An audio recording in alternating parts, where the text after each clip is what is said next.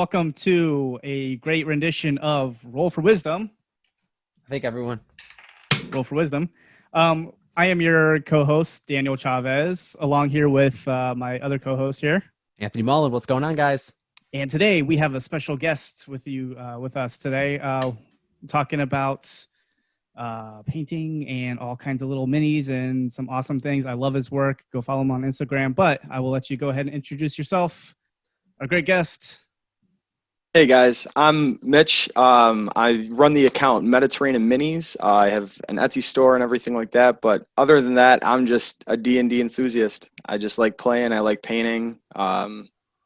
Just here to talk some fun stuff. Yeah, that's what we like to do here, man. Exactly. And that's why we got together and we decided, this would be a great way for us underneath the Little Podcasters umbrella, if you want to call it that, to just get together, talk some D&D, what we love. Again, disclaimer, we are not professional, so don't add us. And let's get into some great conversations here. Yeah, man. So, Mitch, I got to ask, I'm just going to kind of jump in, and if you have questions, I guess, throw it at us as well. So how did you get into D&D? Was it a specific edition? Was it a friend that got you? Were you the person that was like, I want to play D&D? D&D for me, I'm going to say I think I was 7 or 8 when I got into D&D. My dad got me into it. My dad and me and my neighbor growing up, we had always been into like Lord of the Rings and dungeon scrollers like Champions of Norath and Baldur's Gate. So when we figured out that there was a board game like that and my dad was super knowledgeable and had all the old modules, he kind of introduced us, and I never looked back from there. I kind of just never stopped playing. That's awesome. That's really cool. It's so you were younger, more younger then? Oh yeah. Yeah. Right, so when you started playing, were you were you younger and I had to get the minis, got to paint them all? Was that already stirring then, or did that come later on? No. When I was younger, I was just I just wanted to play. I kind of treated it like I was always into board games, but I treated it kind of like a video game. You know what I mean? It was it was right up that same alley of all the games I had been playing up to that point. So I never considered myself an artsy kid. I was always really bad at drawing, everything like that. I didn't get into painting and all that until I was 22, 23. Okay. All right. Oh, nice. Is there a specific module or a specific campaign setting that you distinctly remember, or was it all homebrew? We ran a lot of the coded modules back in Advanced Dungeons and Dragons. So the two that I can think of would be Castle Amber. That was the first one I ever ran. And then one of the last ones that we ever ran together as the original group was Tomb of Horrors, for obvious reasons on that. Oh, nice. Nice. That's awesome. Yeah. So when you started, you said like around 22 or so, you started getting into painting and stuff like that. But like, what made you decide around that time or whatever, just to like start painting? Like, oh, I see this mini, I really want to get into it and get going from there. Yeah. So I think I had gotten a mini off of Hero Forge for a new campaign that I was going to be doing. And I had just gotten out of a relationship, so I had a lot of time on my hands. And I was like, well, I'm going to go to the store. And I went to Heart of the Game right around the corner from me. I know you guys talked to Ben. Yeah. So I went over there and I had stopped in there and I bought I think 5 kinds of paint and then 1 brush. And I was like, we're going to go paint a mini. And I had a lot of fun doing that. And then I just right down the rabbit hole. Yeah, I hear you, dude. I kind of did the same thing too after my first divorce and everything. I kind of got more into playing and stuff like that, especially after they wanted to start a campaign. And it was like, okay, yeah, cool. I need like my little characters to set up so that way I know what I'm doing. It was like I painted that first one. It was like, oh, this is fun. Like I need more. Yeah. It's just been downhole. I think that's kind of how it always starts, or at least for me too. I remember, what is it? I don't have him here, but I don't know. I remember the one that came with the pack. We started something like 5-6 months ago. This is back before. It's back in November, so almost like a year ago. And a friend tried to start a campaign of sorts, and I'm like, I'll go get the mini and I'll paint him and everything. And then it died out, and I'm like, well, I enjoyed painting, so I guess I'll keep doing it. Yep, it sounds about right. Yep. It's about right. So I don't know. I mean, so you go off, you get a couple minis, you start painting. how soon did you start falling into the classic trap of I want to paint minis and I'm going to buy them whenever I go out? Were you smarter and more knowledgeable to this habit, or are you like everyone else that were like, I got it, and you have a tub of unpainted and then a couple you keep hitting and revisiting? When it first started, I was really good about it. I'd go pick up like 2 or 3 models and then I'd go paint them. I had this bad thing with paint when I first started, but then I just realized you can never have too much paint because you're going to use it eventually. So I was like, okay. And then I think it was the first time I actually just went on like Reaper's website and I ordered from there. And I got this Mondo box in the mail and it was like 60 minis. And I was like, oh no. And that's when I decided I was going to start posting stuff on Instagram because I figured why not? I didn't want to spam everybody like from high school and everything on my personal Instagram with all sorts of painting stuff if they didn't care about it. So I figured I'd make a different one. And I was not expecting like to even get like 500 followers. You know what I mean? It's crazy how many people in the community actually are like really interested in seeing painted miniatures or terrain or. Yeah. You were talking about, I don't know, you kind of brought it up how you never can have too much paint. Any preference on the specific paint or this brand? Is there a brand that you follow? Because I know some people are religious where only Citadel. Yeah. And then there are people that are like, too, actually. only this. How are It depends colors. Certain colors I like certain brands. Okay. I've been working on. I got the mega set of the Army Painter paints. So I got that was super nice to get because it had some different colors. I do like Citadel. So I mainly use Citadel and Army Painter. I recently picked up a thing of Vallejo paints, and I have yet to try them yet. I've just kind of been.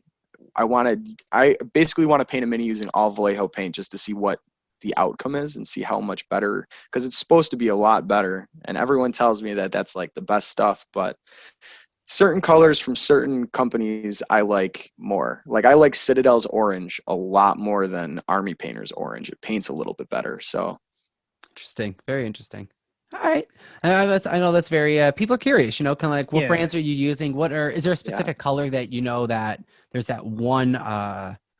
I don't know. I mean, I can code the names more specific, like Valhalla and Blizzard. It's a technical paint, and I get that.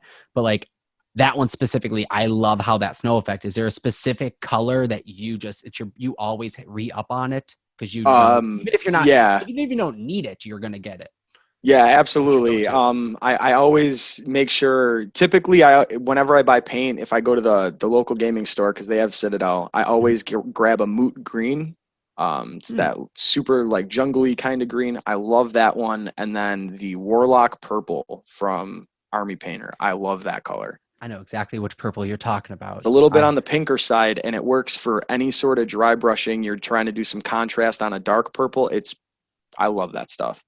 Sounds like I'm gonna have to pick that up. This will probably kill you in just me admitting this, but I primarily, because I'm cheap, I use like the little 79-cent bottle of acrylic paint that you can pick up at Michael's. Oh yeah, I have absolutely. like a whole ton of them that I was just like, yeah, I use these, and like actually you can make them work in your favor if you water them down. There's like certain techniques you can do, but yeah, like there's nothing wrong with that. No, definitely not, because it makes me feel better about myself. But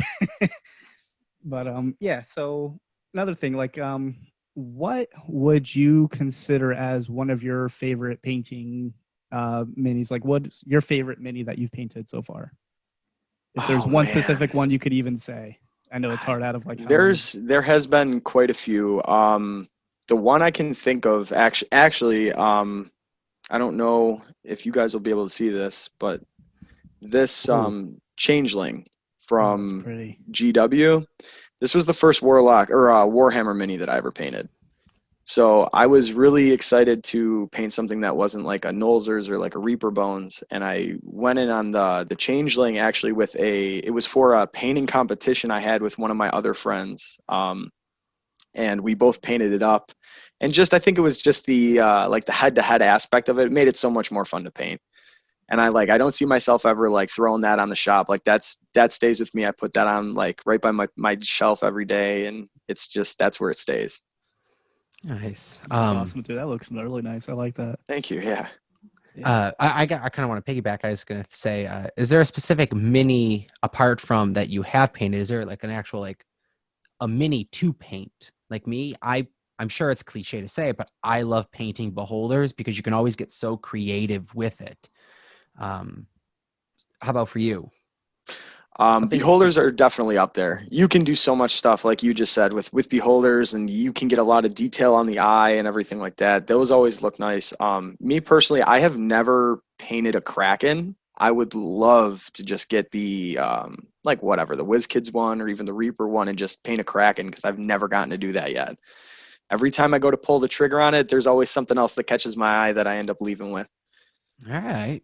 Let's I mean, I know I haven't really ever tried to paint anything that large. I think the largest I've painted is either the Black Dragon, just downstairs, or the Fire Giant, the standard Okay, one. yeah.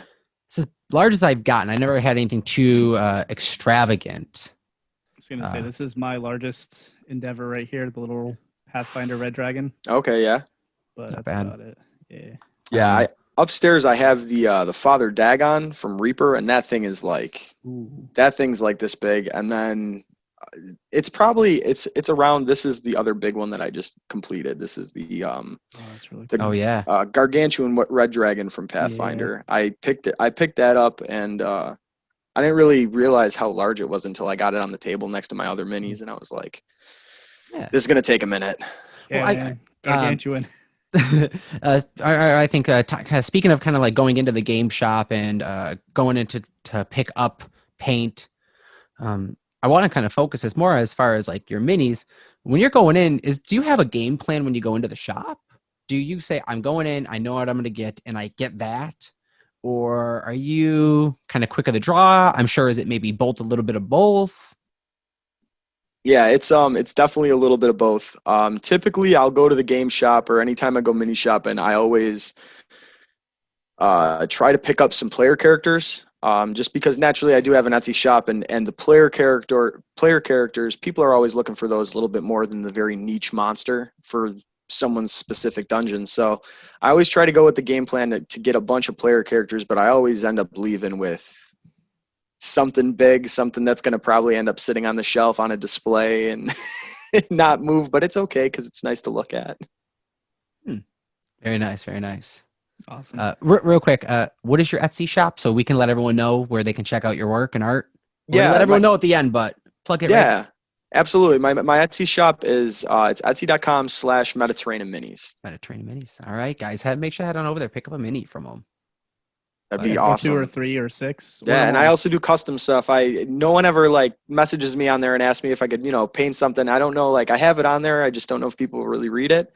Mm-hmm. But yeah, if you see something that you like that's not there that you want, feel free to message me and I'll work on getting that in the mail and I'll paint it up for you because I love doing that for people. All right. Very nice. Going off of that, actually, what would be one of the craziest customs you've done? I did craziest customs. Or one that you're like most proud of or enjoyed the most? I did this one guy's, it was his long-term campaign. It was his second model that he got for his long-term campaign. It was a campaign that he had been in for like 5 years. So he had stressed me like a lot of times that the mini was going to be, please, like it's got to be like this. And he gave me the whole outline of everything, which I love that so much because it makes it so much easier. But I spent more time on that model than I spent, I think, on like 3 of the dragons that I've done. Just trying to get everything how he wanted it. And just when I gave it back to him and he was like just all cheesing and he's all happy. And I was like, that's why I like to paint stuff for people because it's nice to get that reaction. Yeah, definitely. I love doing that too.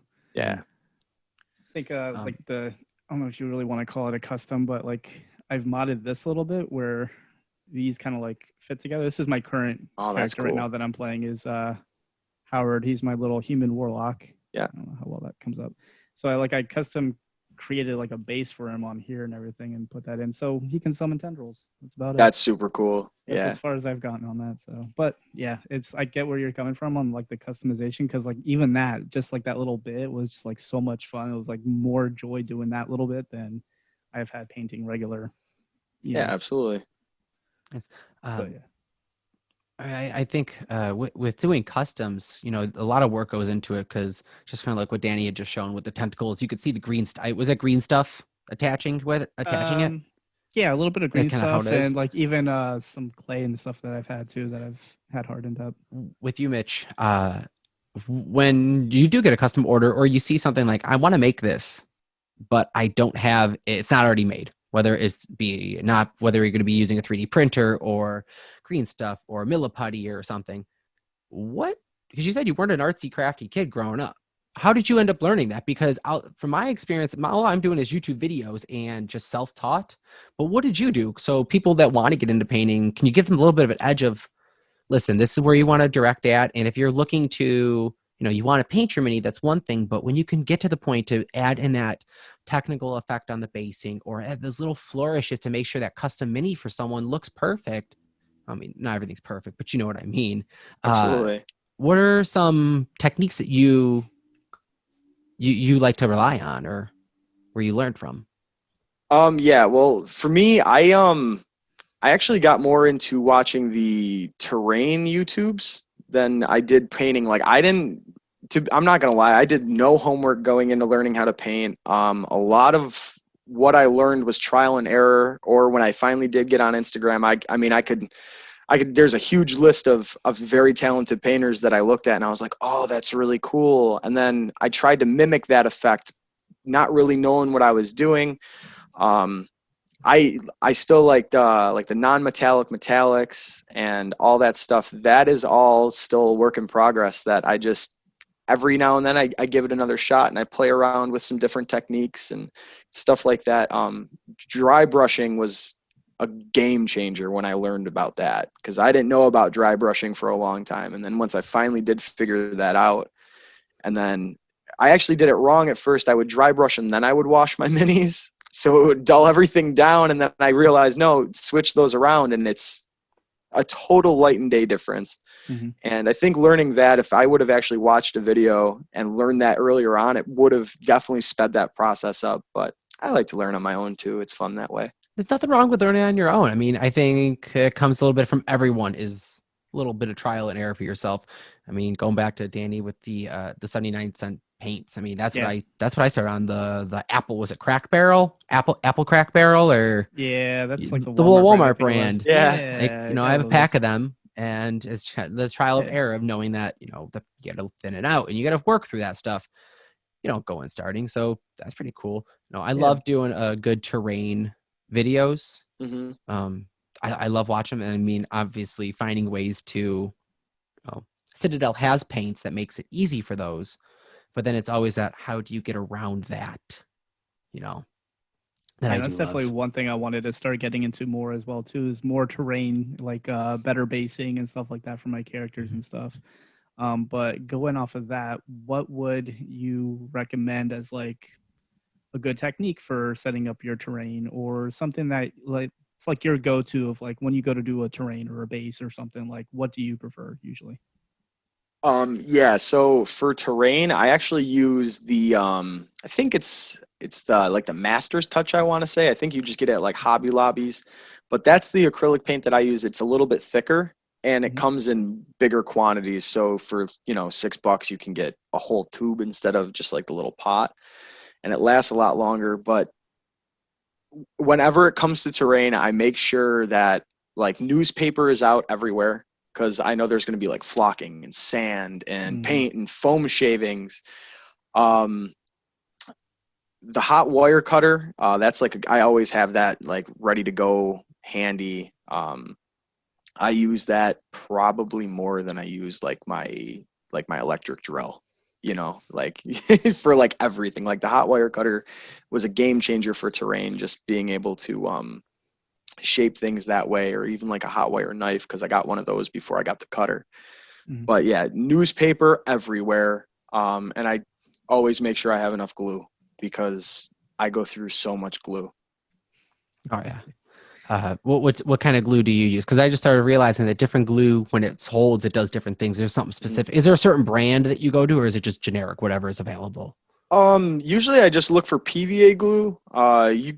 to be honest, like the best bang for my buck that I've been able to find is just like that gallon of Elmer's glue, like the school glue. Just get like I get like a whole bunch of that, and just, you can pour that on, and it takes the sand really well. And that's like a big I love mixing glue and sand even for bases, because when it hardens, it almost makes like a concrete, and it's super, super sturdy. It's really easy to dry brush. Interesting. I didn't know that. Thank you for that's new. Yeah, that's hey, a good tip too. roll for wisdom on that. Yeah, exactly. So say I kind of was a little curious because Danny brought up about prepping for a basing. I know, like, when you go to paint a mini, I'm sure it's I want to paint a drow. I know I need to get my dark tones. I know I need to get my probably a little bit of purples. Going to need some maybe the white shades for that. You're going preparing with your colors. It's the same with the terrain when you're making a basing. I don't know if you can kind of wrap it into one question. It's like when you're going to paint the mini, how do you prepare? Do you go in knowing what colors you want, or do you just kind of prime it and see what comes to you? And then if you're going to base something, do you just kind of pop it there and say, oh, this terrain would fit for this base or this mini? Or do you kind of have a plan beforehand? Usually when I see a mini, like before I'll buy a mini, I'll kind of look at it like in the store, and if in my head I go, oh, that would look really cool, like this abomination would look really awesome in a graveyard with some tombstones, or this demon would look great over a pit of lava. That does go through my head. Tones, I do. I always look at I'll look at the white minis, or the plastic of them, and I'll look at those, and I'll get an idea of kind of what I want to do, which does change. I could drive home, and by the time I get home, I look at it a second time and go, no, that's going to be green, not blue. But no, I'm always going in kind of in my head. I have an idea of what I want to do. Terrain-wise, terrain's a little bit different, because if you're doing like brick or stone, that's going to be, black, gray, white. The woodland, it's brown and greens and yellows and stuff like that. So that's a little bit easier to do than the mini color palette, because when you look at a mini, I mean, you can make a mini any color you want and it'll still look good. Mm-hmm. All right. Very good to know. Good to know. Yeah, most definitely. Going off of the colors too, is there like a certain tone that you typically gravitate towards, or is like your favorite, like you go more towards like a darker theme of colors, or do you like the bright, vibrant colors, or what's your natural go-to? I like to make things look as realistic as possible. So like if I buy a griffin, I try to just make it look like an eagle. And if I buy a horse, it's probably going to be, horse is kind of a bad example because they change. But like when I bought like the Triceratops and I painted that, I wanted to make that look like your iconic Triceratops. You know what I mean? Shout out to all the painters that can take all the like crazy colors and like throw them, and it looks like some crazy like Ed Hardy painting. But like, yeah, that's so beyond me, at least right now. Like I just stick with making things look kind of as realistic as possible. But that's kind of just my style too. I love when things look like if you brought them bigger, they would just be like to life. So I think it helps the players that if it looks like that on the board, if they're playing in person, or they have it like sitting off to the side of them, it's a realistic immersion. It can help with it. Nice. Yeah, definitely. So we're slowly wrapping up here. It looks like, Danny, any left off questions before I ask him the pop again? A pop question? Oh, a pop question. No, actually, go ahead. What is this pop question? All right, so pop question, what I like to do when we have guests on, I threw it at Ben out of nowhere. Throw it at you. Before we wrap up, I do have to know if you're gonna play as a character and you were in the realms, what class are you taking? Ranger all day. Really? Yeah, I always play Ranger typically. That's always my go-to as long as I'm allowed to. I used to read this book series from like the 80s called The Sword and the Chain, and it's all about these college kids that do get sucked into their D&D world. and they Oh, become that's their cool. characters. And ever since I read that, I was like, I want to be a ranger. I always wanted to be like Aragorn. You know, it's just that. Yeah, bow and a cloak. That's all my alley. Nice. What's the That's is there a awesome. specific magic item that you're going to be hunting down as a ranger? Is there Ooh. one that you're just like, oh, I know I need this? Any sort of the magic cloak. See, the magic items, I'm not super versed with like the legit magic items. We always did a lot of homebrew, but any Okay. cloak that's like Frodo's from Lord of the Rings that makes him disappear, that would be it. All right. Okay. Cool. Solid answer, dude. I like that. Love it. Mhm. Well, I guess that's all the time we have for now. Thank you again, Mitch. Go check him out on his Instagram, Mediterranean Minis. Mhm. I just gotta say, like, I know Anthony, I think, actually started following you first and had posted or retweeted something that you did. Not Mhm. exactly sure, but I saw that and I was like, holy crap, dude! What freaking awesome work! I love this. Started Thank following you, it, dude. and Thank you. I've been a fan since. So Mhm. yeah, Yeah, it go means check a him out lot. again. It really Yeah. does. Yeah. So yeah, check him out. Instagram, Mediterranean Minis, and his Etsy shop again was Mediterranean Minis as well. Mediterranean minis, yeah. Mediterranean Minis and and minis. minis, yeah. So go check it Awesome. out. Buy a few minis from him and everything. Help support your local painters and gamers, and keep us all going, man. We love to roll. Absolutely. We love to play. Mhm. We also love to Absolutely. paint. So The more Awesome. minis people buy, the more I can paint. You know, it's just that's I'm trying Exactly. to make it a full-time gig, you know. There you Oh, go, yeah. guys. Everyone listening, guys, help him out. You know, let's make sure he can paint full time for us. You know, go support him. No, Thank you, Mitch, guys. thank you so much for coming on, and can roll for wisdom. All right.